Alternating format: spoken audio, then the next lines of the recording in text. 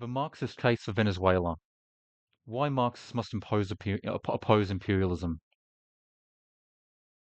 The most common critiques. The PSUV party and government is not Marxist. They are nationalistic social democrats. The economy of Venezuela in this moment is not socialist. It is a model of state capitalism with heavy state intervention. But workers, either directly or via a vanguard organization, do not own the means of production. A land-owning and business-owning capitalist class continues to exist in Venezuela. Lenin's view on imperialism.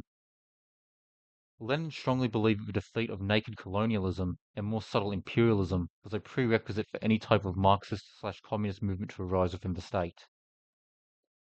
In states that are subject to colonialism or imperialism, politics is inevitably dominated by politics of patriotism and nationalism, and homogenized between nationalist, patriotic Democrats and compradors. In imperial power states capable of maintaining a periphery of colonies, a sphere of influence, colonial politics also causes politics in the core to be dominated by chauvinism, revanchism, irredentism, and nationalism, for means of holding together the colonial polity. Essential point. Anti-imperialism is a positive historical trend. The defeat of imperialism, even if not immediately resulting in a socialist government, inevitably favors it. Examples of anti-imperialist war in Lenin's time. Aside from Bolshevik Russia, which freed itself from foreign imperial influences over the course of its civil war, several other anti-imperial wars would occur in the 1910s and 20s.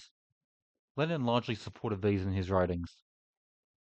The Mexican Revolution, Chinese Republican Revolution, Turkish War of Independence all served examples of anti-imperial or colonial conflicts. In broad terms, the Soviet Union widely supported these endeavors. Particularly, Lenin became supportive of Chinese Republican leader Sun Yat-sen.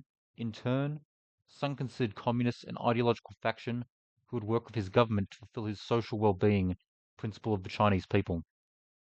China is of particular interest to this discussion. Mao's contribution. Mao voiced his support for the Xinhai Revolution that toppled the Qing dynasty, and the anti-monarchy war which prevented the formation of another Chinese monarchy, a comprador government for Western interest, as this government had intended to continue paying certain odious debts. Mao would briefly become a member of the KMT during the Northern Expedition War, in which another comprador government, one backed by Imperial Japan, with its formal capital in Beijing, was deposed. Mao would declare a truce in his guerrilla war with the KMT government in order to fight Imperial Japan from 1937 to 1945. The primary contradiction of preventing China's fall to imperialism outweighed the long-term goals of deposing the KMT government in the context of internal Chinese politics. Contradictions in New Democracy.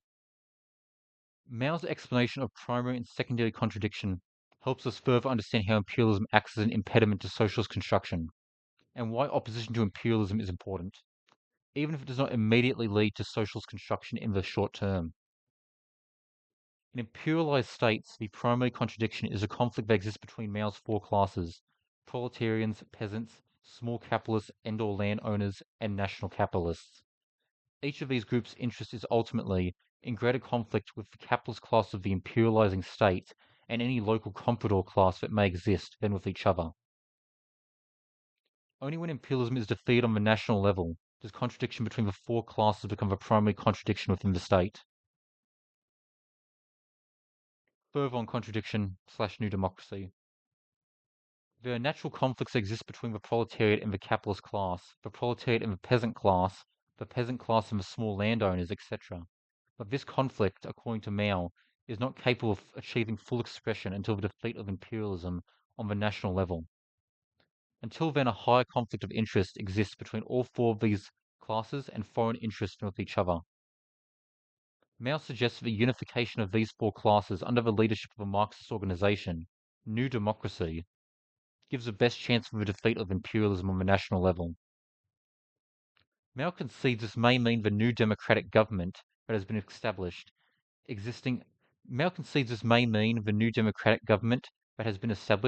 could continue existing under a form of national state capitalism for some length of time, until the party begins socialist construction. How does this apply to Venezuela's situation? Despite not being an open colony of the United States, such as it was to Spain until the 1700s, for the majority of the late 1800s and almost the entirety of the 1900s, America held clear imperial influence over Venezuelan politics. Numerous leaders were propped up or removed, and Venezuelan resources were at the mercy of US and European ownership. Naval blockade of Venezuela in the early 1900s, attempted German colonization. After two failed coups against a critically unpopular government in 1992, Chavez becomes a popular hero, and his movement is swept into power in 1999 after he is released from prison.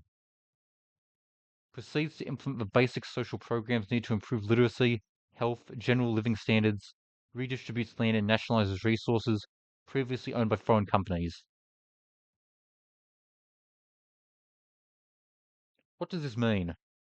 While the Chavez movement is not explicitly Marxist or communist, sticking to the catch-all term of socialism, including broad social democratic or simply vague democratic socialist elements, it has performed for Venezuela what Mao initially hoped the KMT would be able to perform for China: the removal of foreign imperial influence and a basic raising of both public living standards and political consciousness.